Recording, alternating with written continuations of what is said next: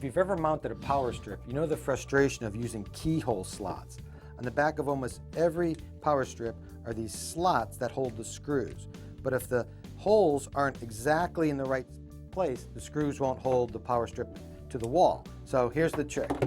Take the power strip over to a copying machine and make a photocopy of the back of the power strip.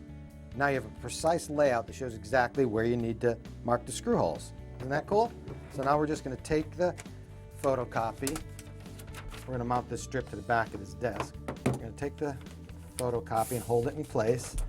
And to mark the screw holes, you can use an awl, or in this case I'm just using a nail set. And what you want to do is mark the center of the round part right there. So that one, we have 3 of them in this case. Usually there's only 2 keyhole slots. We have 3 for this power strip.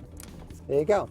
Remove it, and there are the holes, precisely where you need to drive in the screws.